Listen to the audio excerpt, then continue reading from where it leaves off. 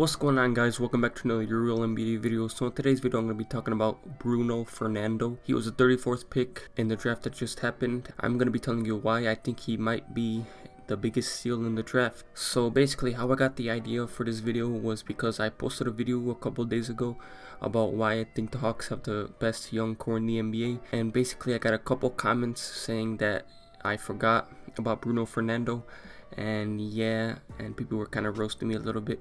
And then eventually I went and checked Bruno Fernando's highlights and stats and all that stuff, and I was actually surprised. He seems to be a pretty good player, and he seems to be one of the biggest steals in this draft. So yeah, I'm just going to be talking about why I think he might be the biggest steal in the draft. But before I get to that, please subscribe and like the video, and yeah, let's get right into it.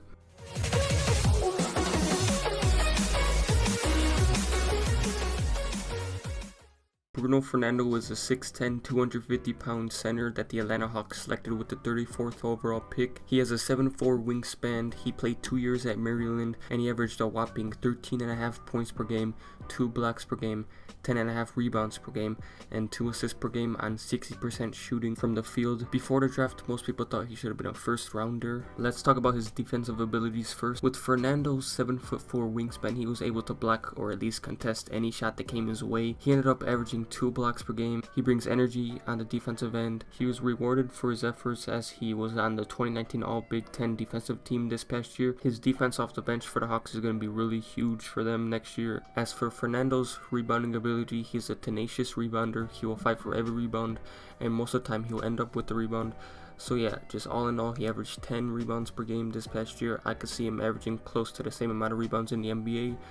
And yeah, the Hawks are gonna really like his rebounding ability. All in all, his rebounding ability is gonna be really vital for the Hawks. On the offensive end, Fernando's athletic ability will make him be able to dunk over any defender, jump high for lobs. He's also great at finding his spot every time down the court. He also has great footwork. He's a solid post player. He's great with spin moves, ball fakes, up and unders. He also has a soft touch around the rim. He can shoot hook shots and finish well around the rim. He has a solid jump shot for a big man, especially at the free throw line where he shot 75% in college, but he still needs time to develop his jumper even more. If he could just develop his jump shot a little bit, that'll be good. The only concerns that scouts had about Fernando's game is that they thought he should have had better stats. Scouts thought he should have had better stats because when he was compared to Jackson Hayes, who has a similar game to Fernando, Hayes was able to average very similar numbers while being 2 years younger and averaging 7 less minutes per game and shooting 12% better from the field.